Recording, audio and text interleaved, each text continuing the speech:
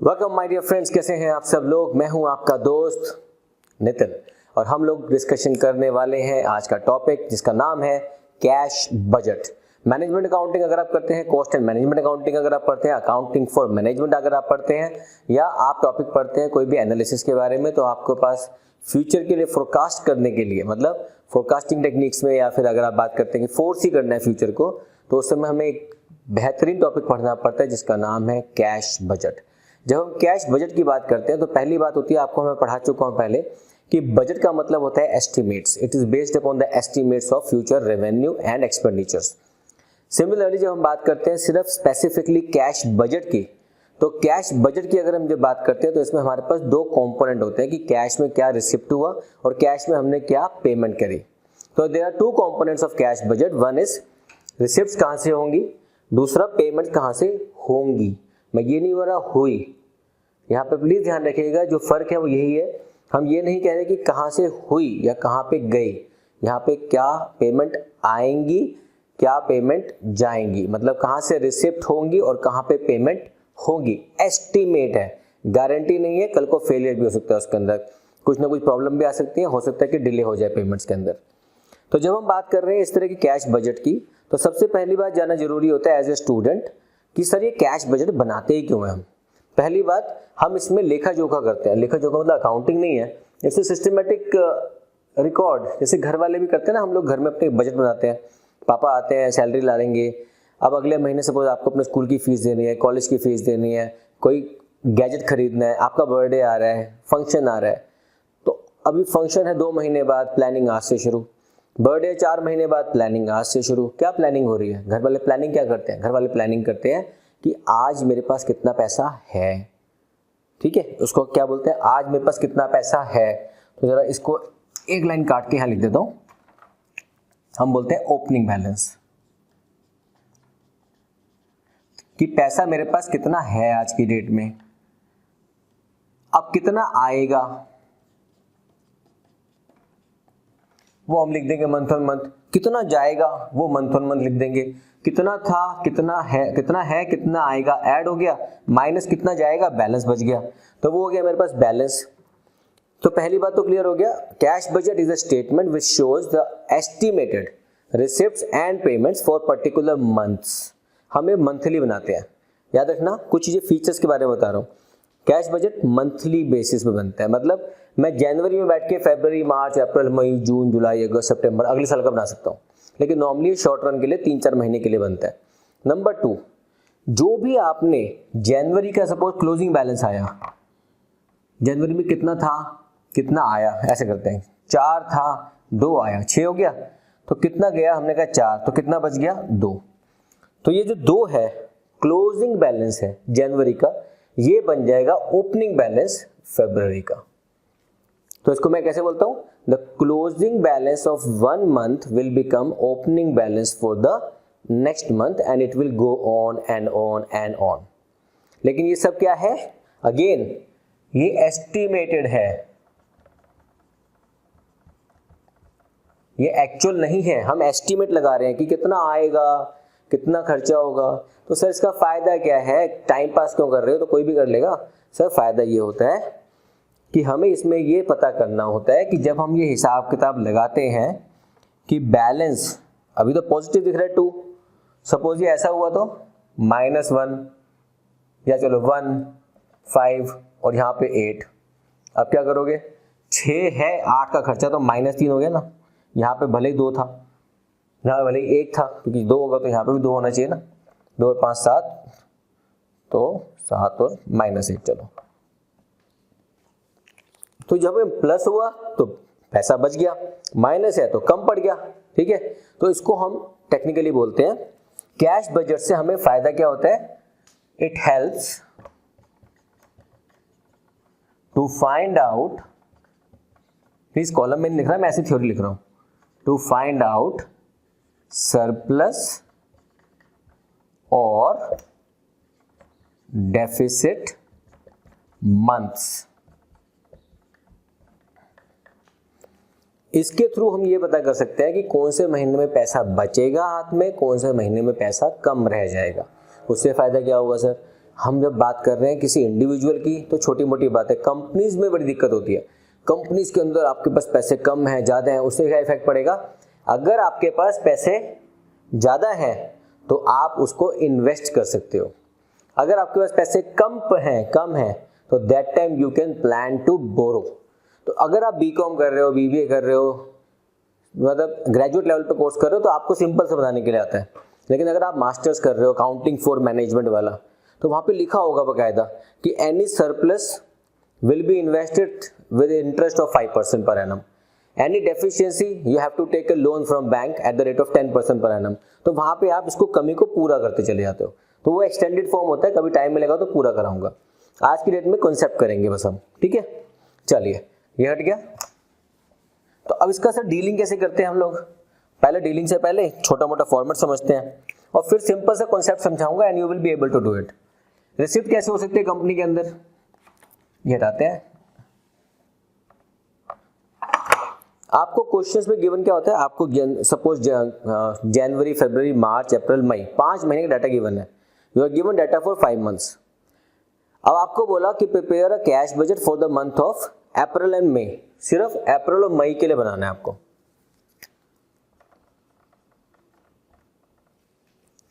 तो आपने इन तीनों के लिए कुछ नहीं डालना, इन तीनों की जो आइटम यूज करके इन दोनों में डालने। कैसे डालोगे? सेल, पहली बात, रिसिप्ट कहां से हो सकती है? रिसिप्ट हो सकती है हमारी कैश सेल से। तो cash sale of April, cash sale of May. Collection from debtors,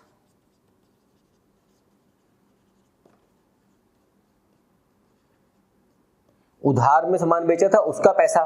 suppose जनवरी का कुछ पैसा आ रहा है, फरवरी का भी कुछ आ रहा है, मार्च का भी कुछ आ रहा होगा, ऐसे कुछ करके कलेक्शन। हमने कहा सर कुछ इंटरेस्ट आ गया, सपोज लोन दिया था किसी को, वो भी आ गया। सपोज हमने कोई डीलिंग करा दी, कमीशन आ गया। ऐसे कोई भी हमारी इनकम हो गई, रेवेन्यू आ गया, तो उसको बोलते हैं हम टोटल रिसिप्ट्स।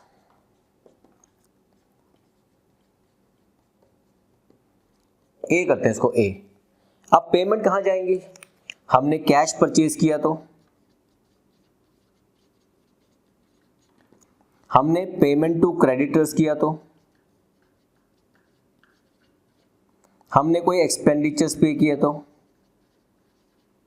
हमने कोई लॉस पे किया तो हमने डिविडेंड पे किया तो ये सब करने के बाद टोटल आ जाएगा हमारे पास कि टोटल पेमेंट कितनी करी, इसको बोलते हैं चलो बी। तो ये टोटल पेमेंट आ जाएगी यहां पे। तो आप बैलेंस कैसे निकालोगे? ए में से बी को माइनस कर दो।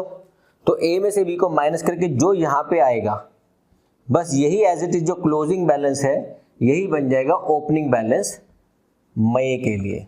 तो ओपनिंग बैलेंस अगर यहां पे कुछ भी है, गिवन है अगर कोई, तो अप्रैल का वो बैलेंस गिवन यहां पे आ जाएगा। तो किया कि हमने आसानी से, देखो समझने में कितना आसान लगता है, सिर्फ रिसिप्ट डाल दो, पेमेंट माइनस कर दो, खत्म हो गया। तो फिर लोचा क्या है ना? प्रॉब्लम कहाँ फंसती है? बच्चे फिर भी पूरा क्वेश्चन ढंग से क्यों नहीं कर पाते, वो हम समझते हैं। अभी पहले इस फॉर्मेट को समझ लो पहले आप, ठीक है। कोई डाउट हो तो कमेंट सेक्शन या फिर लिख देना मुझे।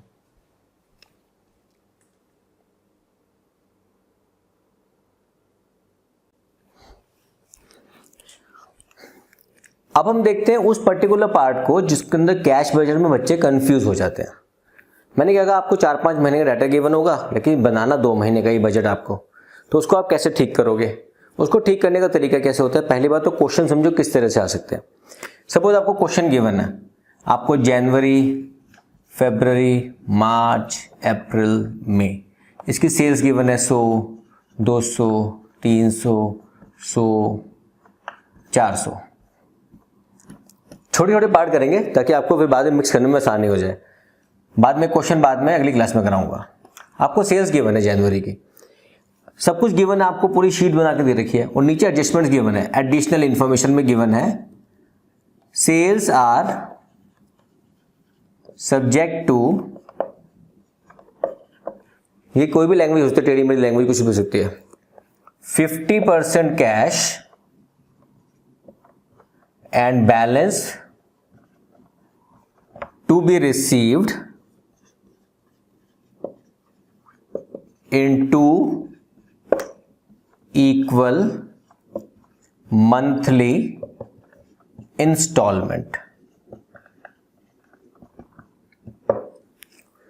इसका मतलब क्या हुआ कि जितनी भी सेल है ना उसके कितने टुकड़े होंगे, यहां बच्चे कंफ्यूज, टुकड़े कितने करने हैं, इस सारी सेल्स के टुकड़े होंगे 3।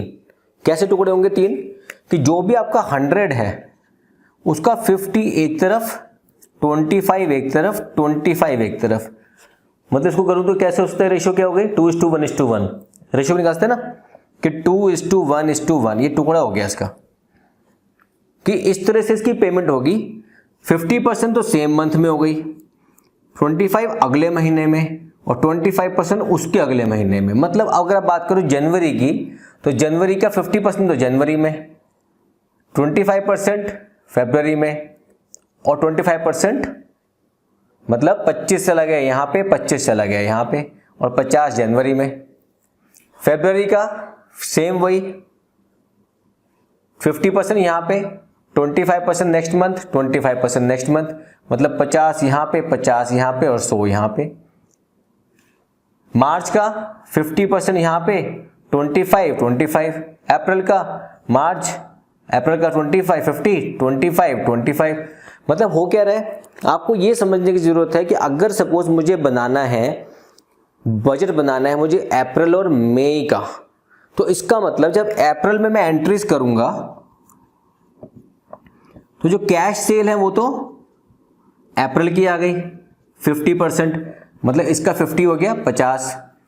लेकिन पिछले 2 महीनों का, क्योंकि 2 से ऊपर इंस्टॉलमेंट नहीं बैठी तो जनवरी का तो आने से रहा, तो फरवरी का आएगा, फरवरी का और मार्च का। कैसे कैसे आएगा, फरवरी का 25, मार्च का 25, तो कलेक्शन बता कलेक्शन फ्रॉम डेटर्स, तो कलेक्शन फ्रॉम डेटर्स अप्रैल में चला जाएगा, फरवरी का 50 और मार्च का 75, इसका 25%, 1/4। तो टोटल कलेक्शन कितनी हो गई, कलेक्शन हो गई 125 और कैश हो गया 50। सिमिलरली मई के लिए, तो आपके लिए हो गया ये अप्रैल का हो गया। मई के लिए कैसे करोगे, मई में उसका खुद का 50% तो 200, पिछले वाले का 25, 25, उसके पिछले वाले का 25, 75, उससे पिछले का तो आ ही नहीं सकता क्योंकि 2 महीने के बाद तो खत्म हो गया। ये रेशियो बढ़ भी सकती है, कम भी हो सकती है। ये छोटे छोटे आइडियाज हैं, अगर आज कंफ्यूज भी हो रहे हो तो कंफ्यूज होकर परेशान मत होना, ये हो क्या गया, ये क्या कर रहे हो आप, समझने की कोशिश करना। हमें पेमेंट टुकड़ों में मिल सकती है, तो जो सा टुकड़ा आपको इस महीने मिलेगा आपको उसी पे काम करना है शांति से। तो अगर आप रेशियो पहले निकाल लोगे कि 2:1:1 है, तो मतलब टुकड़े 3 ही होंगे, एक आज का 2 बाद के। तो इसका मतलब इस वाले में एक आज का होगा और पिछले के 2 होंगे, इसमें भी आज का 1 होगा, 2 पीछे के होंगे, एक आज का 2 पीछे के। अगर 3 टुकड़े तो मतलब क्लियर है, एक आज का 2 पीछे के या 2 आगे, बात वही है। सपोज दूसरा एक पार्ट करते हैं, वेजेस। हर महीने के वेजेस गिवन है आपको, जनवरी, फरवरी, मार्च, अप्रैल, लेकिन स्टेटमेंट लिखी है वेजेस आर ऑन बेस या wages are based on 2 month credit. तो इसका मतलब जो वेजेस की पेमेंट करोगे, पेमेंट रिसिप्ट नहीं है ये, पेमेंट है, जो पेमेंट करोगे जनवरी वाली पेमेंट कब करोगे, मार्च में, फरवरी वाली अप्रैल में, मई मार्च वाली मई में। तो अप्रैल में और मई में कौन कौन सी आएंगी, अप्रैल में आएंगी फरवरी की, मई में आएंगी मार्च की। तो यहां पे जो करोगे वो मार्च वाली पेमेंट माइनस और फरवरी वाली माइनस और मार्च वाली माइनस, वेजेस को इस तरह से आप करोगे। तो करना कुछ नहीं है, आपको ना स्टेटमेंट गिवन है, उसको स्टेटमेंट को बस फोकस से पकड़ लो। उसके अलावा अगर आपको कहीं पे भी कुछ भी नहीं गिवन तो जो जैसा है उसको वैसा माइनस कर दो। कई बार कंफ्यूजन होती है इसमें एडजस्टमेंट तो गिवन नहीं, क्या करें, तो भैया जो जिस महीने का उसको दे दो, खत्म। अगर लिखा है इंश्योरेंस चार्जेस जनवरी, फरवरी, मार्च के गिवन है, अप्रैल, मई के गिवन है, तो अप्रैल के अप्रैल में दे दो, मई के मई में दे दो। आपको कमीशन मिलेगा, कितना मिलेगा, जिस महीने का कौन सा मिलेगा उसमें डाल दो। अगर लिखा कि commission is subject to 1 month, तो जो पैसा आपको जनवरी में मिलना था वो फरवरी में मिलेगा, जो फरवरी का था वो मई में, मार्च में, मार्च वाला अप्रैल में, अप्रैल वाला मई में। तो जब मैं आपको एक क्वेश्चन कराऊंगा, एक क्वेश्चन एंड में आपको दिखेगा, उसको आप ढंग से एक बार देख लीजिएगा कि क्वेश्चन क्या है कैसा नहीं है। थोड़ा ब्लर्ड होगा, कोई बात नहीं, थोड़ा सा फोकस करके देखना। लेकिन उस क्वेश्चन को अगर आप देखेंगे तो नेक्स्ट क्लास में डिस्कस करेंगे उस क्वेश्चन को प्रॉपरली। तब से पहले अगर आपने उससे पहले क्वेश्चन सॉल्व कर लिया तो वेरी गुड, नहीं किया तो मैं कराऊंगा ही। लेकिन उस क्वेश्चन को आप जरूर देखना। वो थोड़ा सा मैंने एकदम से थोड़ा सा बड़े लेवल पे क्वेश्चन ले लिया है ताकि हम सब कुछ कवर कर पाए। लेकिन अगर आप उसको कर लेते हो तो ये सारे कॉन्सेप्ट आपको क्लियर हो जाएंगे। करना कुछ नहीं है, आपने एक फॉर्मेट बनाना है कैश बजट का, receipts payments, opening balance receipts payment. जो क्लोजिंग बैलेंस आएगा वो अगले महीने का ओपनिंग बैलेंस होगा। इसको समझने की कोशिश करो प्लीज।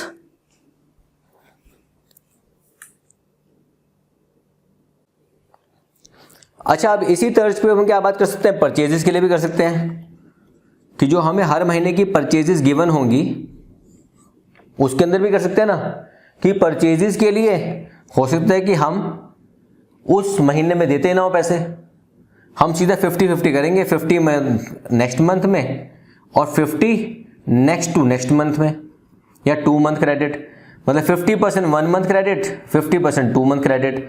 तो अगर आपकी सेल जनवरी में, सॉरी परचेजेस, अगर आपकी जनवरी में जो परचेज है वो 200 है तो 100 की पेमेंट कब करेंगे, फरवरी में, और 100 की पेमेंट मार्च में। इनिशियली जब पहली बार क्वेश्चन करोगे ना इसका तो बड़ी घबराहट होगी, हाथ कहाँ पे गए, ओ यार कहाँ एंट्री कर दी, कहाँ पे करनी थी, कहाँ एंट्री करनी थी, कहाँ कर दी। जिसके बारे में जो आइटम आपको गिवन होंगे, जिसके बारे में एडिशनल इन्फॉर्मेशन है, उसको ऐसे डील करना है। रफ में काम करते चलो, उसको एंट्री करते जाओ। आपने सिर्फ अमाउंट लिखना है उस पूरे बजट के अंदर, अमाउंट्स कैलकुलेशन बाहर करनी है। लेकिन जिसके बारे में इंफॉर्मेशन नहीं गिवन है वो एज इट इज। अगर वेजेस की इंफॉर्मेशन नहीं है तो अप्रैल की वेजेस अप्रैल में, मई की वेजेस मई में, उससे पहले वाला कोई बकाया नहीं, कोई आउटस्टैंडिंग नहीं, कोई प्रीपेड नहीं, कुछ नहीं। हो सकता है कि स्टेटमेंट गिवन हो, we wages prepaid for the month of May 2000, तो जब मई में एंट्री करोगे तो 2000 की एंट्री कर दोगे वहां पे। क्यों? क्योंकि वो मई के लिए थे। तो आपने एस्टीमेट लगाते टाइम ध्यान ये रखना है कि कौन सा खर्चा, कौन सी रिसिप्ट कौन से महीने के लिए है। तो that will totally depend upon, थोड़ी सी इंग्लिश ठीक करनी पड़ेगी इसके अंदर आपको। तो जो आपको गिवन होगी इन्फॉर्मेशन, उसके बाद एडिशनल इन्फॉर्मेशन गिवन होगी, तो एडिशनल इन्फॉर्मेशन को ध्यान से पढ़ना है। आधे से ज्यादा बच्चे वहां पे गलती करते हैं। ठीक है, समझ आ रहा है? पक्का? बस यही समझना है इस कैश बजट के अंदर बेसिक्स के लिए। तो याद क्या रखना है, पहला number point, it is based upon estimated receipts and payments. Number 2, the closing balance of 1 month will become opening balance for next month. Number 3, it helps to find surplus और डेफिसिट मंथ। ये आधे से ज्यादा बच्चे under graduate level पर नहीं समझ पाते, आपको समझना है। उसका फायदा क्या होगा, if you have surplus then you can invest, plan to invest. If you have deficiency you can plan to borrow, क्योंकि आपको काम तो पूरे करने पड़ेंगे, जो भी खर्चे हैं वो पूरे करने पड़ेंगे, जो कुछ भी आपको उसका पूरा काम करना पड़ेगा। ऑलराइट,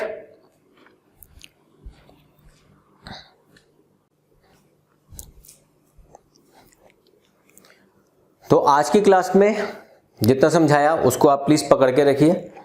और जाने से पहले मेरी फीस, ठीक है ना, अब मेरी फीस तो देनी चाहिए ना। अब मेरी फीस क्या है, नंबर 1, मेरी फीस 2 हो गई आजकल, 1 नहीं 2। एक तो एक शेयर कर दो, सब्सक्राइब कर दो, लाइक कर दो, ठीक है।